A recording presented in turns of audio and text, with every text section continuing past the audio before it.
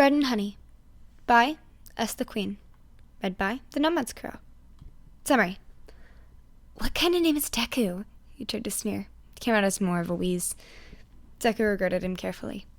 The one I have given to you? A bell rang in the depths of his mind, and his gaze sharpened, looking the boy over again. A strange boy with a strange name, playing in the forest alone, wearing fineries. He shifted on his feet, and Katsuki's stomach twisted as the light caught his eyes. They seemed to glow in the sunlight, and his very skin was casting off the light. He understood now. Deku wasn't his real name. He'd probably never hear his real name, because Deku was one of the Fae. Or, Katsuki gets trapped in a Fae deal.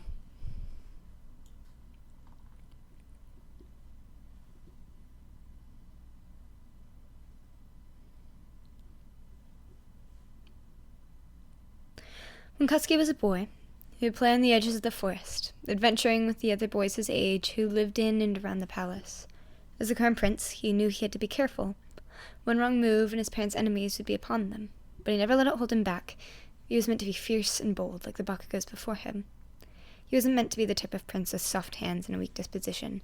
As long as he was disguised and he attended his lessons and made it home for dinner, his mother allowed, no, encouraged him to roam, to explore and learn every nook and cranny of his kingdom. Obviously, he started within the city limits of the capital when he was young. He'd be able to wander farther as he grew up, but until then, he and his friends would parade through the city and woods with an armed escort out of their line of sight, making sure that they didn't wander too deep into the trees. The forest was the dominion of Fae, after all, and Fae, even when they liked to, could not be trusted. They dealt in tricks and promises that bound even the greatest rulers to the most hideous fates, wrapping dark intention in beautiful faces and tempting words. The Fae kingdom of the Dogaba Forest was allied with the Bakugo dynasty and under their protection, but the baser natures of the Fae would never be overcome by an alliance. "Come on, Katsuki," Edra called.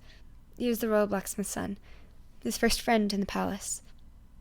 The idiot was way further ahead of him than he realized. Without realizing it, the prince had been staring into the depths of the forest, like something was hidden there that he couldn't see.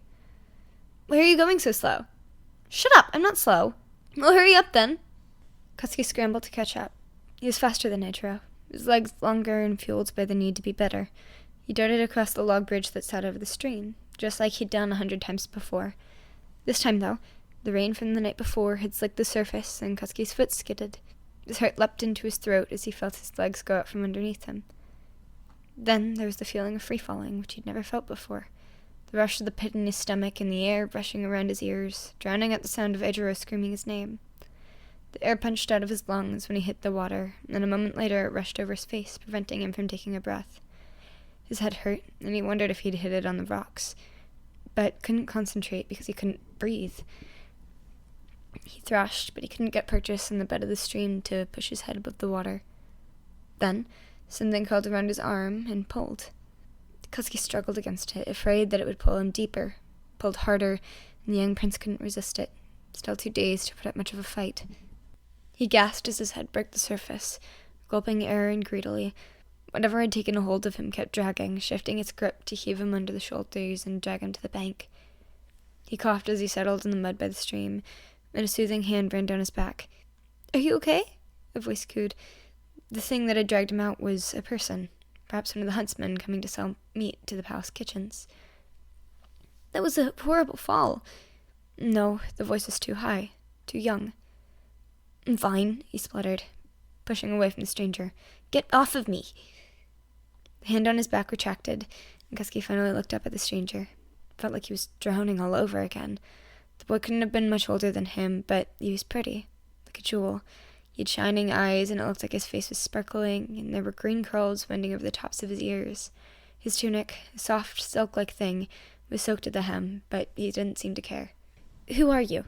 he demanded. The boy shifted nervously. You can call me Deku." Deku. A strange name. Certainly not a name one of his people would give. Maybe he was foreign. A dignitary's son or something. "What kind of name is Deku?" he tried to sneer. It came out as more of a wheeze. Deku regarded him carefully. "The one I've given to you?" A bell rang in the depths of his mind, and his gaze sharpened, looking the boy over again. A strange boy with a strange name playing in the forest alone wearing fineries.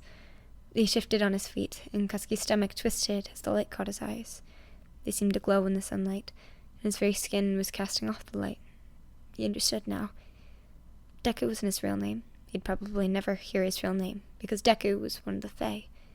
His heart raced, and he scrambled to his feet, flinching away when Deku reached out to steady him. "I'm not going to hurt you," Deku promised. "But you might be injured.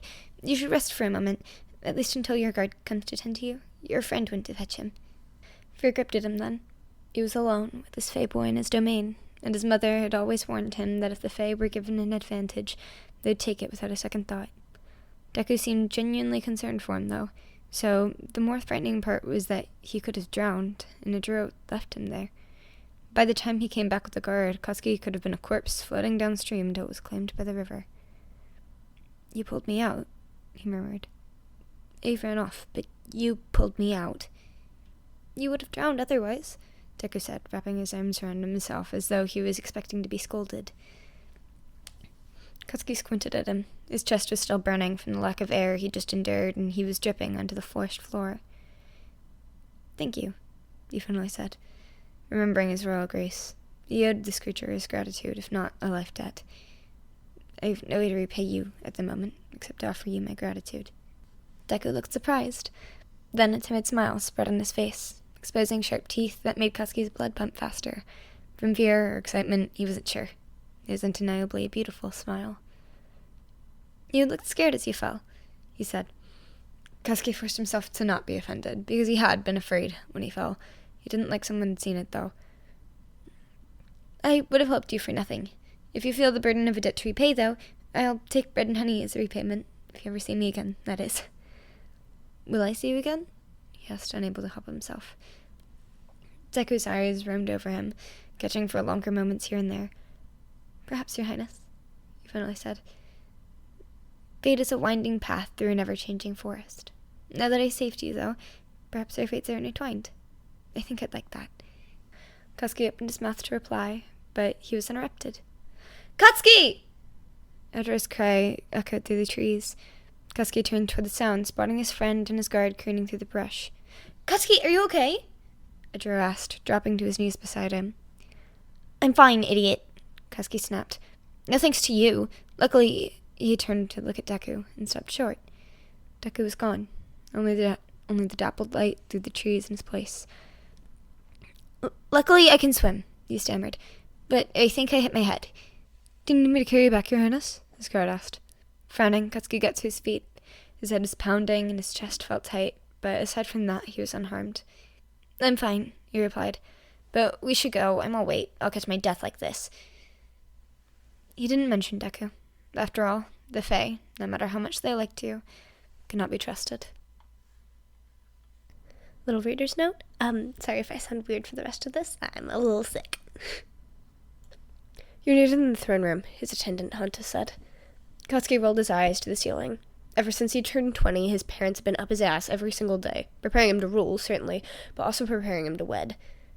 "I'm needed in the goddamn bath," he said, stripping his tunic over his head. It was damp with sweat and caked with dirt. He'd been sparring with Ejiro all afternoon, and it had involved a less than healthy amount of rolling in the dirt. "Your mother was adamant." "The hag is always adamant," he scoffed. "I'm taking the bath." "Your Highness, the Seelie Court is here," Hanta cried. Katsuki stilled. The Seelie Court didn't leave the forest. At least, they hadn't as long as he'd been alive. Regular Fae citizens would come out and mingle from time to time, but the last time the Seelie Court had bothered to show their faces at the palace had been when his mother was asking them for help when war was waging at their borders. They had a good relationship with the forest dwellers, but they were Fae. Their every interaction with them was a trade of some sort, and they always managed to get more than you intended to give. They couldn't be trusted. "I won't take a bath, but I need to scrub up," he told Hanta. "Lay out something for me to wear. I'll be out in a minute." His mind ran at a sprint while he scrubbed the grime from his face and ran a washcloth over his skin. The Seelie Court. What could they possibly want? As he pondered it, considering everything he knew about the Fae, he dabbed scented oils at his throat and wrists. A vanity move, certainly, but entirely justified. The Fae unsettled him. He didn't want to appear anything less than perfect before them. Somewhere in the back of his mind, he remembered green curls and freckled cheeks, sharp teeth glinting in the dappled sunlight.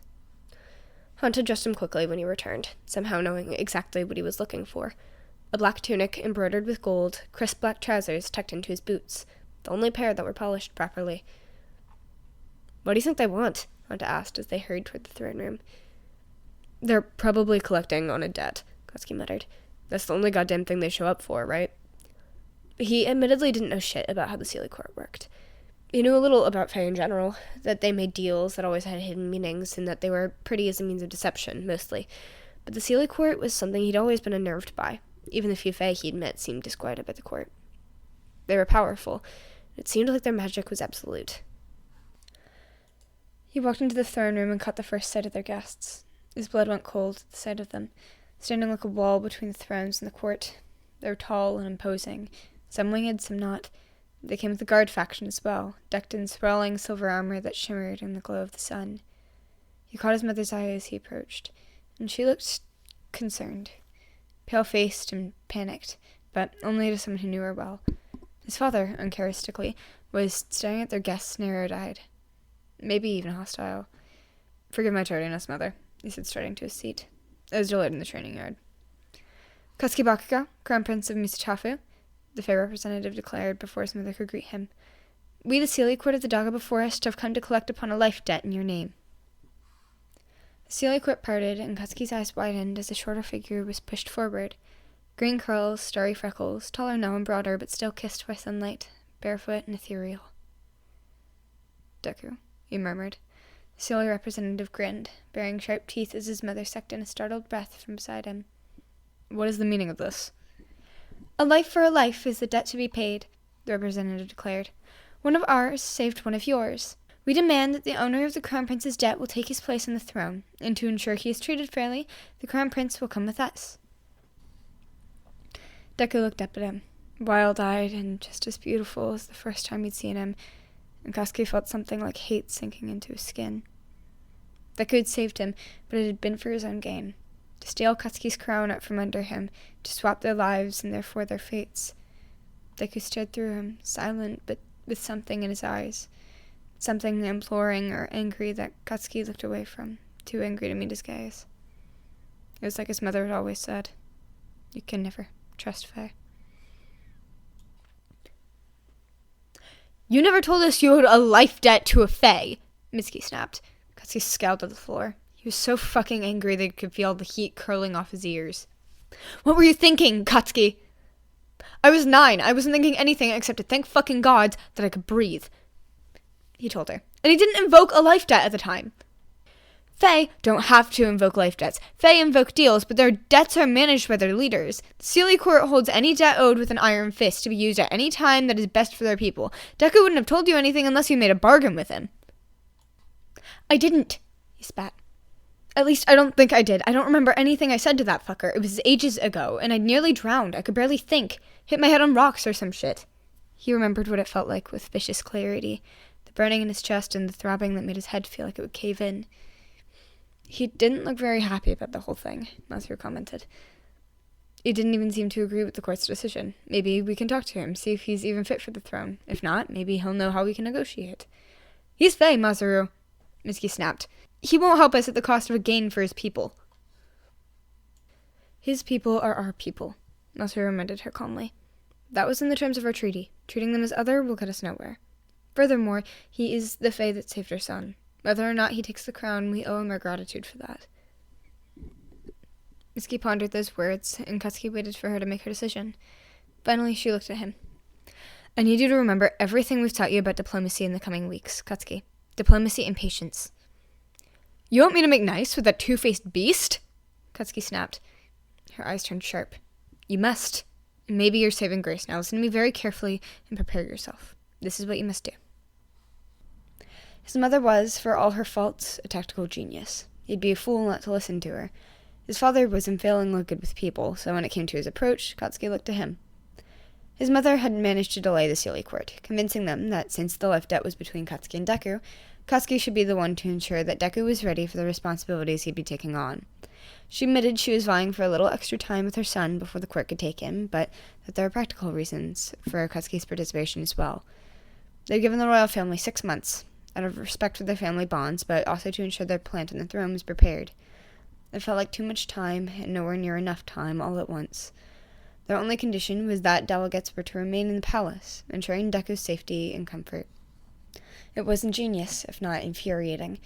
His parents didn't have much contact with Deku, leaving his introduction to the palace to Katsuki, and it seemed to outsiders as though they had accepted the terms of the debt. Katsuki, after all, was not well known for negotiation or espionage. He was a warrior of a prince, and didn't deal in subtlety. Until you're crowned prince, regent, or king, you will attend classes every day, Katsuki said, face blank. These will be in language, diplomacy, etiquette, and regional politics. Making nice with the nobility and balancing the need to please them with the need to take care of the population. Do I get to meet them? Deku asked. He barely spoke except to ask the odd question or admire a passing painting. There's a thick gold necklace at the base of his throat, almost like a collar, and sometimes Katsuki saw him swallow against it as he spoke. Once my parents announce your title, I'm sure they'll arrange a parade of some sort, introduce you to the people in a way that makes you seem approachable, lovable.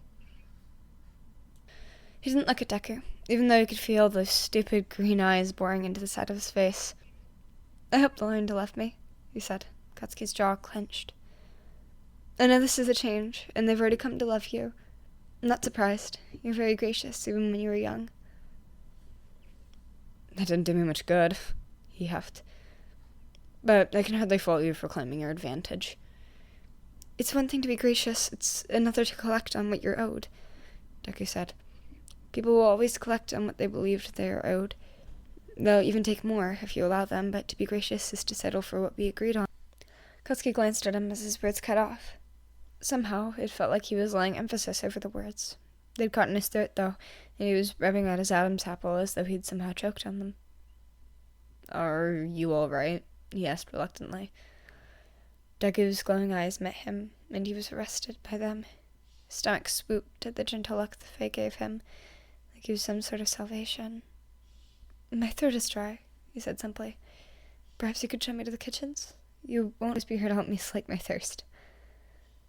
An ugly reminder that Katsuki braced himself against. Very well, he muttered. Follow me. Perhaps they've made something for us to eat before supper. You didn't have much of an appetite this morning, Kachan, Deku observed, sounding as though he disapproved. Katsuki forced himself not to cringe at the name.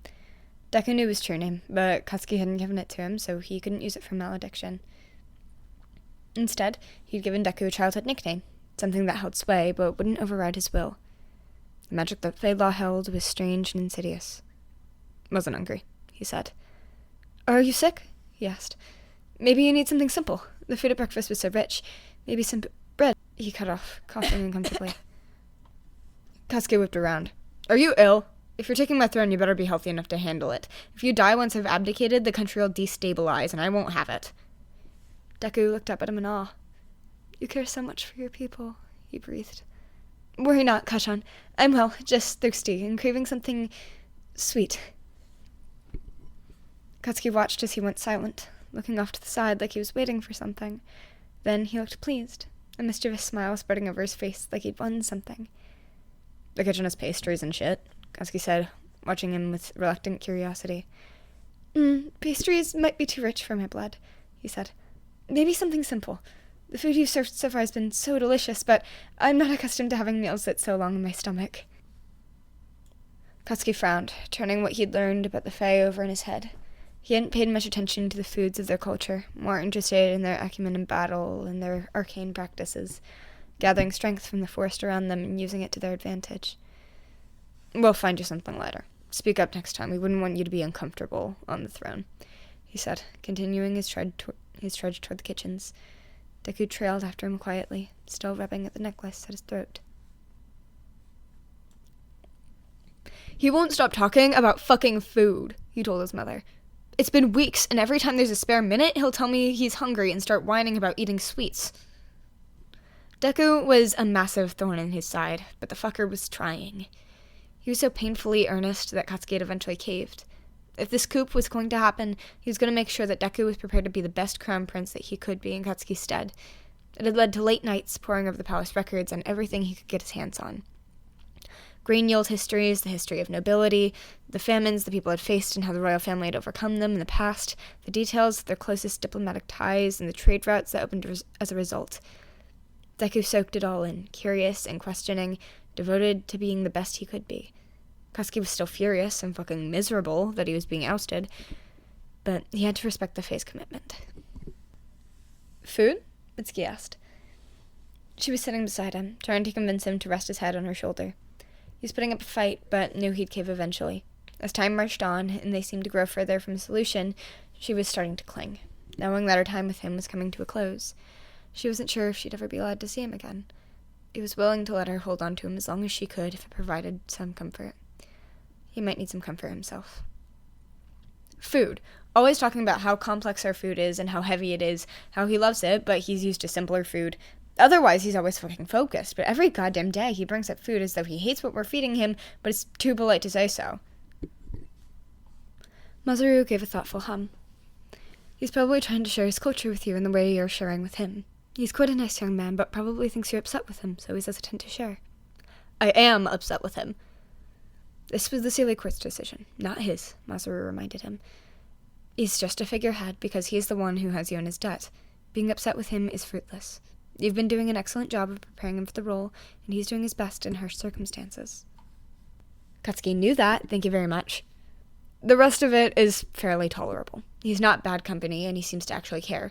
If it weren't my throne he was taking, I might have actually supported his claim. But if he asks me about sweets again, I'll throttle him. Maybe we could put something on the goddamn table that'll keep him from pestering me about our food, he sighed, slumping back in his seat. The Fae do tend toward simpler fare, Masaru said. I'll ask the delegates what they'd like to be served in the morning. We'll make sure they're comfortable. They fell silent, and his mother played with his hair. Finally, he said, I hate this. It felt dirty, to admit, like he was a petulant child, but it wasn't just his throne that had been snatched out from under him. He'd have to leave his home, his family. Crept over closer, and fuck it all, it made him sad. You would have made an excellent king, Katsuki, Mitsuki said. For all your hard edges, you use them to protect and care for your people. This is an extension of that. I know it's hard, but you're built to face worse. One way or another, I'll get through this. Breakfast the next morning was dreary. Autumn was setting in, and with it came the rain. From his room, Katsuki could see the edge of the forest as he admired the color of the changing leaves from afar. If he didn't figure something out soon, he'd be living there soon. It made his stomach turn, even as he acknowledged that there were far worse places to be. He wondered what he'd be allowed to take with him. He'd be allowed to take a signet ring to remember his family by. What about his clothes, which his mother had so carefully commissioned for him? What about the sword Azure had gifted him for his 16th birthday? Or his horse, which had been his companion for most of his life, who had built memories of flying through the countryside to meet his people upon? He wasn't sure how much of himself he'd have to erase when he left with the Fae. Breakfast will be served in soon, Your Highness, Honda told him. He'd become more solemn in the past few weeks, already bidding Katsuki goodbye in his mind. Would you like me to pick your clothes for the day? If you please, Katsuki sighed, still gazing at the window. It doesn't much matter. Honda dressed him, and Katsuki barely paid attention. His mother had sounded so resigned. Wasn't like her, not unless a cause was truly lost. It hadn't even been a full month of the 6 they'd been gifted, and Katsuki was losing hope. I've asked if I can come with you, Honda told him. That caught his attention, and he whipped around to stare at his attendant. The delegates. I asked them if I could come with you when you leave. They've said they'll discuss it, but they don't see why not. One of them told me that as long as Deku is treated with dignity, there's no reason they shouldn't do the same for you. Are you stupid? He snapped. You've no idea what you're getting yourself into. I have no idea what I'm getting myself into. You have a life here. You can't just throw it away. I'm not. I'm holding true to my oath. I swore to uphold all your efforts as they relate to the crown. Your concession to the Sealy Court is in protection to the crown, so this falls within that purview. I don't think they'll let Idro accompany you, but I won't let you go alone if I can help it. Katsuki stared at him agog. You're mad. Perhaps, but I'm with you. So, even if your search for an answer is fruitless, I will do my best to ensure that you aren't alone. He said, all the while buttoning the front of Katsuki's tunic, not even bothering to make eye contact. Casual, as though he's discussing the weather. There was a lump in Katsuki's throat that he refused to address. Now, if you please, you're going to be late to breakfast, and your mother will have my head. Thank you, Katsuki uttered, stopping Honta in his tracks. I mean it. And if you can't come with me, Fuck, thanks for trying. Hunter clapped him on the shoulder, but didn't say anything else. Not a man of many words by nature, but it still made Katsuki feel less alone. That hand still on his shoulder, Hunter guided him out of the room, walking beside him in the kind of solidarity that Katsuki wasn't sure that he'd earned. Deku was already at the table when they made it to the dining room. He smiled softly as Katsuki walked in, and the prince gave him an acknowledging nod. "Good morning, Kachan," he said. His voice was like honey, his eyes like emeralds, and Katsuki presented his beauty greatly. "Deku," he replied. "I trust you slept well." "Like a rock," he chuckled. "Dinner was so heavy it knocked me right out." Over the table, Mitsuki looked up, giving Katsuki a curious glance, finally catching on what he'd told her last night. The gaze shifted to Deku, and she studied him as Katsuki served himself the sausages that had probably been prepared especially for him. "I spoke to your delegates last night," Masaru said. "It occurred to me that we hadn't asked for any of your cultural foods to be prepared. That was my mistake. The kitchen has provided fresh bread, a festa, and a spread of our fineries, jams, and honeys. I'm particularly fond of the one infused with lavender." A dull bell rang in Katsuki's head, something that he felt like he was supposed to remember, swimming around in the recesses of his skull. Deku smiled, soft and sweet. "Thank you," he said. "That's very kind." He looked at Katsuki, reaching for the bread. "I've been craving something sweet." It crashed into him all at once, as though Deku were speaking into his very ears. "If you feel the burden of a debt to repay, though, I will take bread and honey as a repayment." He stood abruptly, reaching across the table to snatch Deku's hand. The breakfast table went still, all eyes turning to them. Very slowly, Katsuki placed Deku's hand down on the table before picking up a piece of bread himself. Deku's eyes shone up at him, a mischievous smile tugging at the corner of his lips. This was the answer. He picked up a honey dipper next, swelling it in the lavender honey his father loved, drizzling it over the still warm bread until it was drenched. "Is this sweet enough for you, Deku?" he asked, holding it out to him. Deku took it, beaming, and Katsuki watched in fascination as the golden collar, which was once tight against his throat, slackened until it hung down between his collarbones. "It is, Your Highness," he said, letting out a breathy laugh. "Did you remember, or were you just guessing?" "I remembered," he said. "Took me a while, but it was 10 years ago. You could have just told me." "I couldn't," he disagreed. "This," he said, indicating the necklace, "is a bond of debt. The court uses them to protect the debts that are owed to them. Mine prevented me from speaking to you directly about anything that would circumvent the debt. Our deal was one of those things." A new flash of distaste for the Sealy court flashed through him. "Fuckers," he muttered. Deku giggled. "Why the fuck did you try to tell me then?" Deku's smile turned fond. "I never wanted to take the throne from you, Kachan. You've been training for it all your life, and even as a child you were fierce but gracious. These past few weeks have only confirmed how committed you are to your people. I would rather not take that away from them. You're amazing, and the crown is yours." He felt the tips of his ears grow hot, and it spread to his cheeks at an alarming rate. They stared at each other for a long moment, but his mother, naturally, had to break the silence. "What exactly is going on?" she demanded. They explained it to her, Katsuki telling her about the deal, and Deku filling in the role of the Sealy court. At the end, Masaru sighed. "They're not going to be happy that you outwitted them, Katsuki. We'll have to find a way to ease the tension." Katsuki glanced at Deku over the table. His eyes were twinkling as he took the bread that Katsuki had given him and deftly broke it in two, handing him half. It felt significant, and Katsuki blushed again. "Perhaps we can figure out a different solution?" he asked. Deku smiled. "I'm sure that we can work something out." In 6 months, Katsuki and Izuku gave each other their names, and a deal was both struck and fulfilled. Katsuki thought he looked the most beautiful beside him on the throne.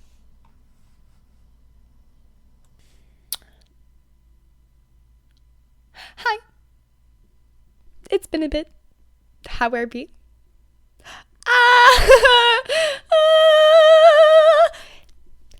How are we? Hi. If you don't know me, I'm Crow. I haven't been here in like a year. Sorry. I flew south. Yeah, I'm not even gonna like lie to y'all. Shit hit the fan. Shit hit the fucking fan. life was a little whack for a year, but I'm okay now, and everything is cool, and I'm going to high school this next year, which is gonna be fun. I got in for songwriting and singing, which is super fun. If y'all want me to give you the audition clip, I will, or like the if you want me to give you the song that I wrote for my audition, I will. Just, you can't make fun of me for it, because Penguin is doing enough of that. I'm gonna call him Penguin. I call him that anyway. He does enough of that. He'll just randomly send it to me, and I'll just have to be like, shut the fuck up, please. I beg. It's okay. It's fine. Penguin's my partner, by the way. I love him. He's great. He's probably listening to this. Whatever. I got really into figure skating, which is super fun.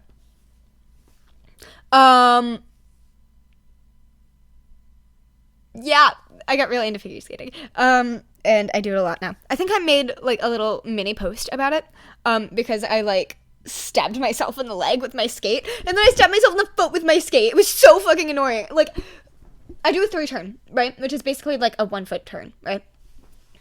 My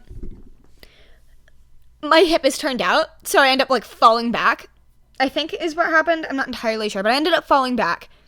And my skates had, like, just been sharpened, too. Like, I didn't sharpen my skates for 7 fucking months. And then I sharpened my skates.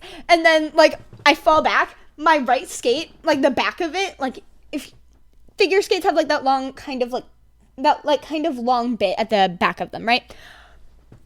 Boo! Like, right into my foot. Broke the leather of my left skate. I have blood in my skate now. And on my sock.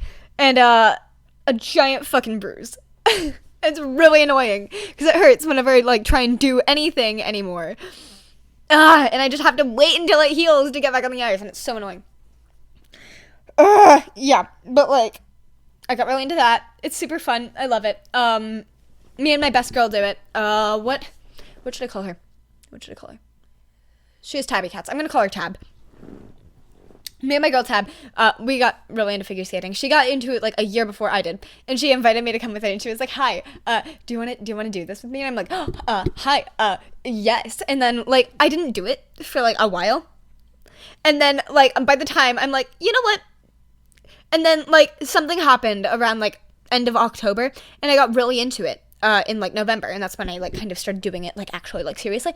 And then I go to the rink and I see her just doing a fucking camel like out in the corner, and I'm like, holy shit, Tab, girl, eat. Like, what the fuck? Like last time I saw you out here, you could like barely do a 2-foot spin. Girl, what the fuck? I was like, I'm so proud of her. I love her so much. It's okay. Anyway, I got really into that. Rink drama. Oh my god, can I talk about it? It's fine. This is a fic. I'm not going to talk about that. Can we talk about how good this fic is? I love this fic. It's so cute. S the Queen. I found S the Queen because they wrote, like, she. I think her pronouns are she, her. I don't know. S the Queen wrote both Let Deku Smash, which Mika podficked, and Fall Apart Collect the Pieces, which Cat podficked, which you probably already know, but whatever. But I didn't know that. And then I found this and I was like, ooh, cool, slay, what else did they write? And I was like, what? I literally screamed. Sorry if I just blew any of your ear drums out, by the way. Yeah. So it was like, okay, basically my favorite author now. Like, one of my favorite authors, like, ever. Whatever! But yeah, I had to podfic this because it's really good and really cute. I am obsessed with Faye Izuku. And now I'm, like, right after this, I'm gonna go and beg on my hands and knees to podfic another one of their fics. Which is, I think it's Bakudeku. I'm not entirely sure.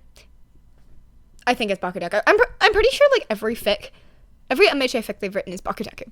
Which, like, honestly, I am not mad about. Call me whack, but, kind of my favorite chip ever. Not ever. No, ever. Basically. It's my phone. It's my wallpaper. It's my phone wallpaper.